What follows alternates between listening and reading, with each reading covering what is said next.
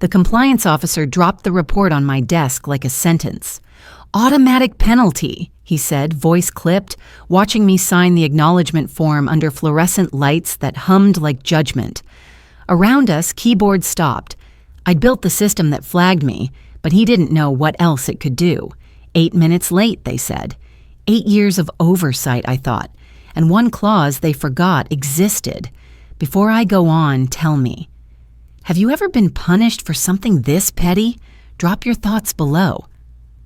The room went silent when Landon Reeves slid the ethics violation notice across the glass table.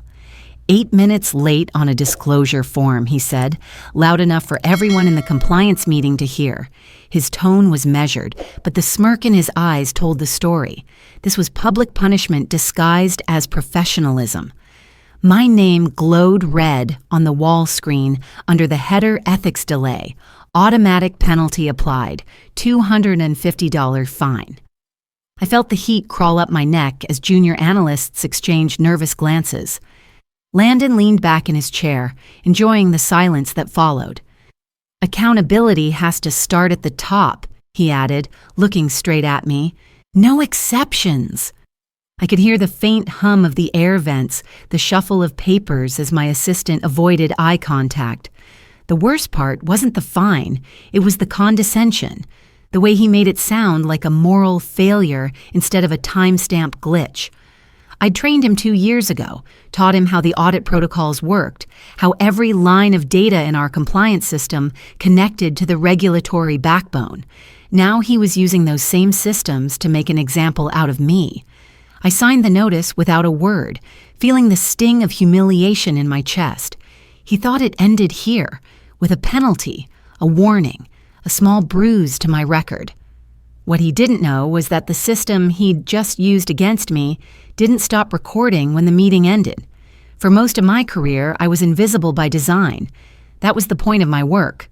Quiet, meticulous systems no one noticed until they broke. I'd built Brookvale's compliance architecture from the ground up. Every audit log, every algorithm that cross-checked spending, reporting, and ethics disclosures. People joked that I spoke fluent regulation. Landon used to come to my office with questions about how to bypass internal lags for board submissions, always with that hungry smile of a man chasing credit for something he didn't understand. I didn't mind then. He was ambitious, careless in the way people get when they confuse visibility for value. I, on the other hand, preferred the silence of spreadsheets, the elegant certainty of data that told the truth no matter who was in the room. For 12 years, I'd coded protections into the system, fail-safes, redundancies, integrity checks that ran on their own. My team called them ghost locks. They kept the company honest when humans didn't. When I earned my director title, it wasn't because anyone noticed, it was because nobody else could explain why Brookvale's filings were always audit perfect. My reward was invisibility, the same kind that protects, until someone mistakes it for weakness. Landon never built anything. He reorganized, he repackaged, he replaced names on charts, the kind of man who believes control comes from access, not understanding. He'd been waiting for a chance to prove he was tougher than the people who kept the place running. The ethics fine was his debut, a headline moment to show the board he could enforce discipline. But behind every automatic penalty was a web of logic I'd written. Connections between systems most executives didn't even know existed. My hands had shaped the entire infrastructure that processed every fine, every performance score, every regulatory report. When Landon took over corporate governance, he demanded full access to the compliance core, my creation.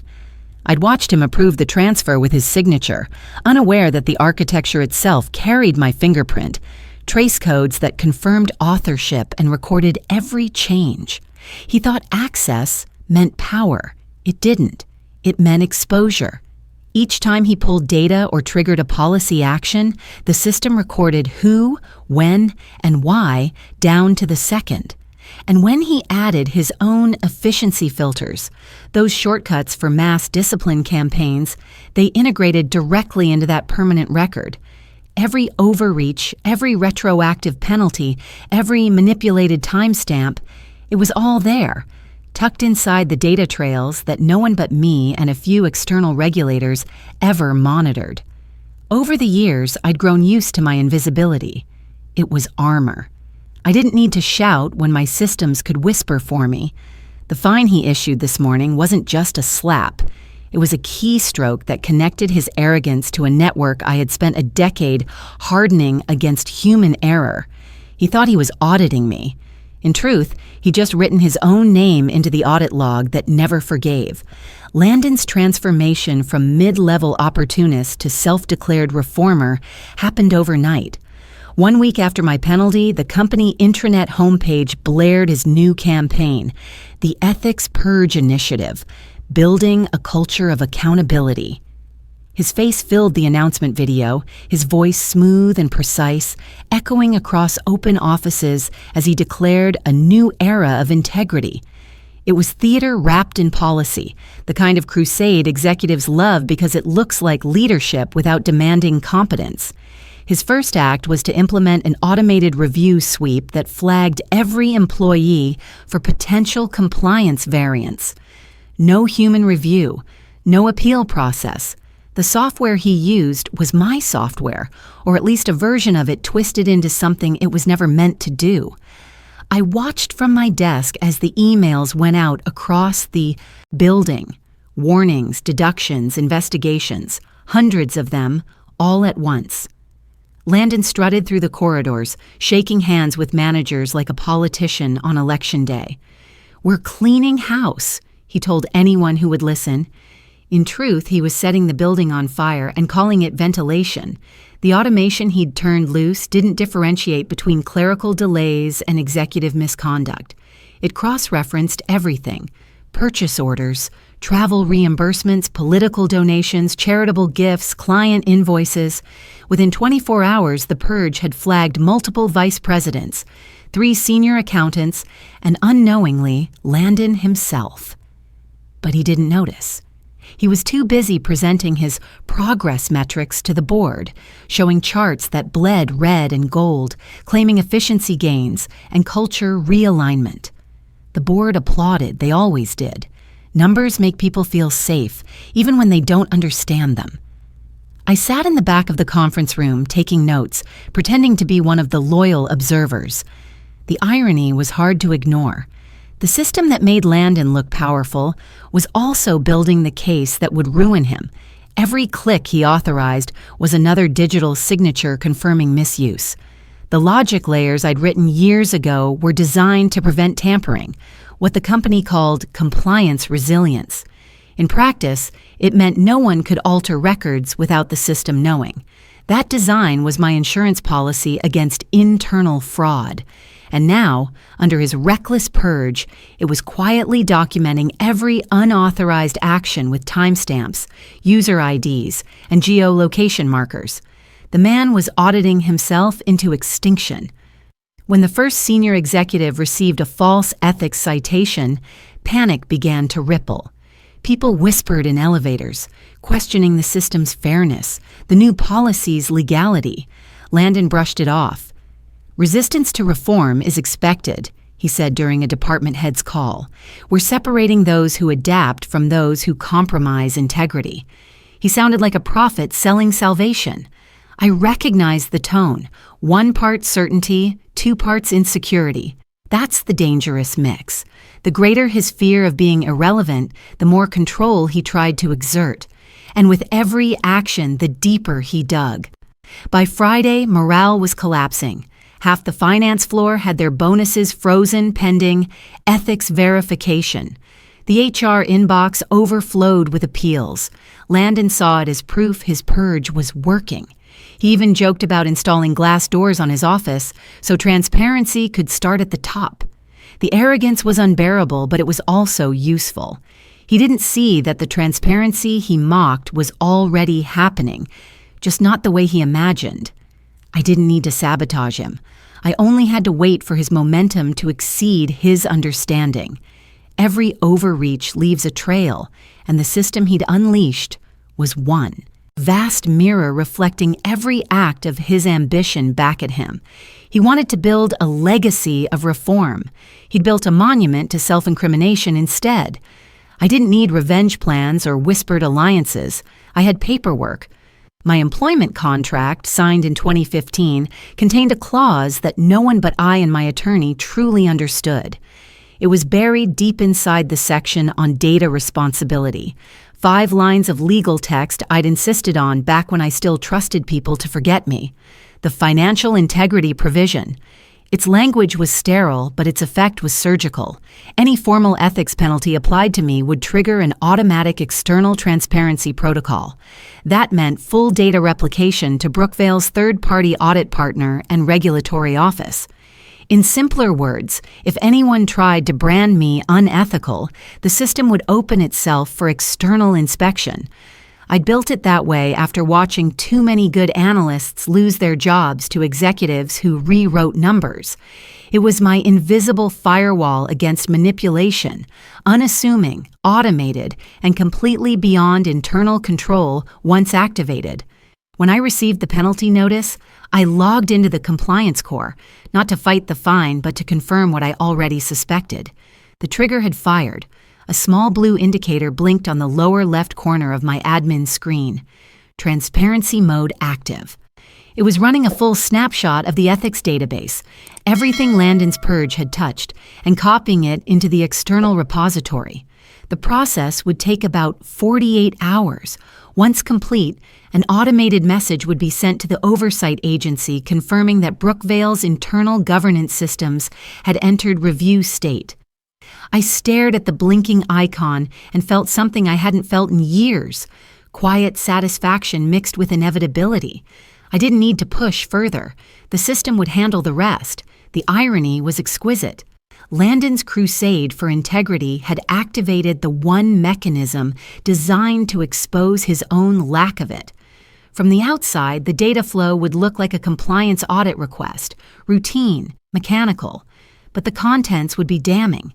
Every falsified waiver, every manipulated timestamp, every executive exemption he'd approved to make his numbers sparkle. The purge had been loud. This would be silent.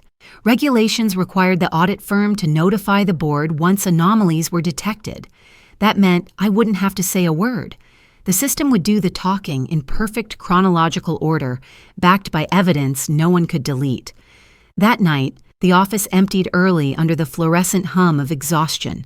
I stayed staring at the glass walls reflecting my own stillness. I remembered the jokes about my bulletproof paranoia, the way colleagues teased me for reading contracts like they were literature. They'd never understood why I insisted on trace logs for every executive edit or independent verification, keys on every approval. Now those habits weren't paranoia, they were prophecy.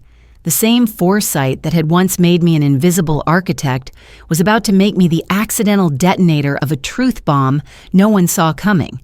The lights in Landon's office were still on when I left. He was probably preparing tomorrow's announcement about historic compliance improvement. I walked past his door, unseen, the hum of servers in the distance whispering the only words I needed to hear. Transparency mode, 100% complete. Monday arrived like a performance. The boardroom gleamed with polished confidence. 12 chairs, chrome fixtures, the Brookvale crest glowing on the wall screen. Landon Reeves stood at the head of the table, immaculate as ever, rehearsed smile glued in place. Today, he began, pacing with deliberate rhythm, we're reviewing the first results of our Ethics Purge initiative. Slides flicked across the screen, bar graphs, percentages, compliance rates. He was narrating his own rise, turning chaos into accomplishment. The board members nodded, hungry for metrics that sounded like progress. I sat halfway down the table, silent, flipping through the printed agenda. It was only a matter of time before the numbers turned on him. The trigger had completed over the weekend. The external auditors now had full access to every data point his purge had touched. They would not be patient about what they found. As you'll see, Landon continued, clicking to the next chart, department-level accountability has improved by 64%. Our internal risk index is the lowest in 3 years. He smiled toward me, his tone a blade sheathed in courtesy. That includes leadership participation. Director Hart's timely correction last week set a strong example for others. I felt the room glance toward me, expecting gratitude. I gave him nothing. He didn't notice the faint vibration of his phone against the table, or the second or the third, but I did. The same vibration echoed across the table as other executives began checking their devices, small ripples of confusion spreading like static. Then the door opened. 2 members of Brookvale's external auditing partner entered without invitation, their badges clipped to their blazers, eyes trained and expressionless. "Apologies for the interruption," one said, setting a laptop on the table. "We've received automated transmission from your compliance system over the weekend. Our review identified material inconsistencies that require immediate attention." The silence that followed was absolute. Landon blinked, his hand frozen on the clicker. "Inconsistencies?" he repeated, voice cracking slightly. The auditor nodded, connecting the laptop to the projector. "Yes, multiple ethics exemptions issued from your office without authorization. Hundreds, in fact. Some marked as retroactive edits. Would you like to explain these?" The screen filled with data. Logs, timestamps, user IDs, access records, all pointing to one account, L. Reeves. The red font was merciless. Landon's color drained as he stammered, "That's impossible. There must be a system error." The auditor didn't flinch. "Each entry contains your digital signature and workstation coordinates. That eliminates system malfunction." The board chair leaned forward, voice sharp. "Mr. Reeves, are you saying our compliance director falsified reports?" Landon's mouth opened, closed, then opened again. "No, I implemented automation to streamline approvals. It must have—" "Streamlined fraud?" I said quietly, not looking up from my notes. The words hit like glass breaking. Heads turned. Landon spun toward me, eyes wide. "You did this," he hissed. "You set me up." "No," I said, finally meeting his stare. "You set yourself up. The system just told the truth." The auditor clicked again. New data filled the screen, graphs of unapproved financial gifts, executive travel reimbursements that violated corporate policy, donations routed through shell vendors. "All approved under your authorization, Mr. Reeves," the auditor confirmed. One of the board members muttered something about regulatory exposure. Another whispered SEC notice under her breath. Landon's composure cracked completely. "You don't understand," he said, almost pleading now. "I was cleaning the system, fixing errors." "You were rewriting ethics," I corrected, "and the architecture doesn't allow that." The board chair exhaled, slow and heavy. "Suspend his access immediately," she instructed IT over the phone. The tech officer nodded, typing rapidly. Within seconds, Landon's badge deactivated. His phone blinked off, his shoulders sagged. "You can't," he said weakly. "You'll cripple the reporting flow. Everything runs through my credentials." "It ran through mine first," I said, standing, "and it still does." The external auditor closed the laptop, folding his hands. "We'll begin formal investigation this afternoon. Expect regulatory contact within the next 24 hours. Landon's last trace of confidence evaporated. He looked around the room for rescue, but no one met his eyes. The man who spent weeks preaching integrity was now an emblem of its absence. I collected my notebook, slipped it into my briefcase, and walked toward the door. The board chair stopped me with a single question. "Director Hart," she said, "were you aware this would happen?" I paused, turning just enough to let the faintest smile cross my face. "I was aware of the clause," I replied. "The rest was his decision." As I left, the room erupted, phones ringing, voices rising, panic blooming in every corner. Landon remained frozen, the screen behind him still flashing his name in red. For a man obsessed with optics, there was no better portrait of collapse. The next 48 hours. where a storm contained inside glass walls, security badges deactivated, access logs reviewed, executive phones confiscated. The board ordered an emergency lockdown of all governance systems. Landon's name disappeared from the company directory by noon, replaced with the phrase, "interim oversight pending." The once bustling corridors of Brookvale turned into silent hallways of suspicion. No one spoke above a whisper. Every conversation started with a glance over the shoulder. I stayed out of the chaos, working from my office while the firm unraveled itself. The hum of the servers, the flicker of data screens, those sounds were my steady heartbeat amid the panic outside. The first external memo arrived that afternoon. Brookvale Analytics under review for internal ethics irregularities. Neutral wording, clinical tone, but the market felt the tremor immediately. Our stock dipped 8% within hours. PR drafted statements about administrative recalibration. The irony wasn't lost on me. They called it recalibration when it was really reckoning.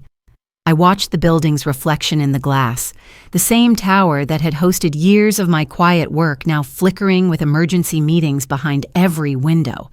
Landon, I heard, spent the morning with legal counsel, arguing about intent and system misinterpretation. It didn't matter. The logs were immutable. Every file he touched was time-stamped beyond denial. The man who'd bragged about transparency had become its first casualty. HR sent out a notice thanking staff for patience during transition. There was no mention of his name, no farewell statement, no acknowledgement of his so-called reforms. His office lights stayed off, door sealed with a temporary security tag. The air felt lighter without his voice echoing across the floor. The board conducted their crisis calls behind closed doors, but rumors trickled out. Regulators had confirmed receipt of Brookvale's transmitted data. They'd identified conflicts in multiple executive accounts. Containment was the word circulating, a polite way to describe panic control. I didn't participate in the meetings. I didn't need to. My work was already embedded in every line of code they were now combing through. Each discovery, each uncomfortable truth, was just the system fulfilling its purpose. By evening, the building emptied early again, lights dimmed to a cautious glow. I gathered my notes, slid the violation slip into a folder, and took one last look at my nameplate. Daisy Hart, Director of Financial Systems. It still felt temporary, like armor borrowed for a battle that had already been won. As I walked toward the elevator, I passed the glass conference room where Landon had once announced my penalty to the entire department. The chairs were still pushed back, his digital charts frozen mid-slide. I stopped for a moment, studying the ghost of his ambition flickering on the screen. The purge he'd created had consumed its creator. That was the paradox of control. Tighten your grip on others long enough, and eventually you strangle yourself. The elevator doors opened with a soft chime. I stepped inside, leaving behind the sound of servers quietly writing history. 3 weeks later, the building felt like a different organism. The panic had cooled into protocol, the board into reform. Brookvale's press release used words like transparency evolution and leadership restructuring. But the truth was simpler. They needed someone who understood how not to burn the system down. That someone turned out to be me. The interim tag vanished from my title. I was now Director of Compliance Automation, tasked with rebuilding what Landon had destroyed, or maybe what he'd exposed. The external regulators wrapped their investigation quietly, filing their findings under internal mismanagement, corrective action implemented. No one mentioned names. In corporate memory, villains dissolve into lessons, and lessons become policy. I let them rewrite history. It suited me fine. My revenge wasn't in the headlines, but in the architecture.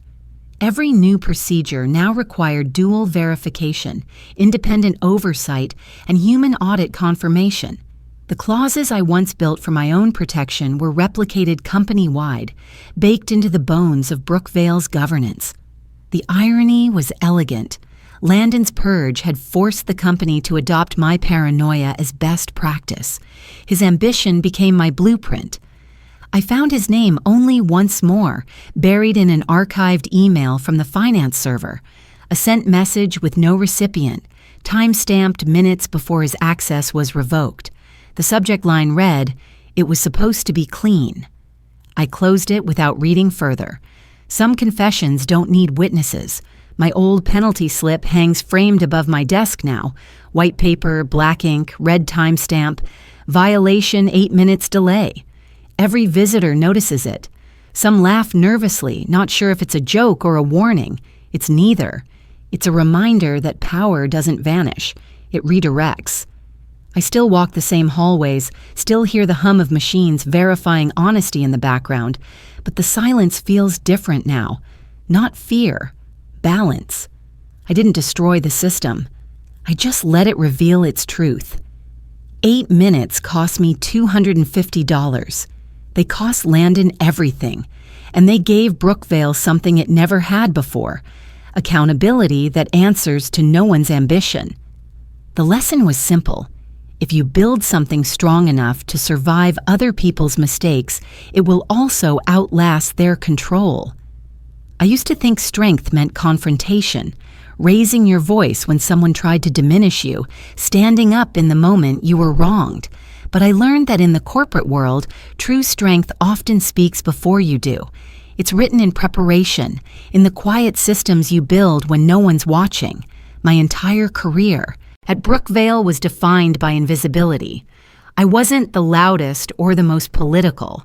I was the one documenting, verifying, coding, and double-checking.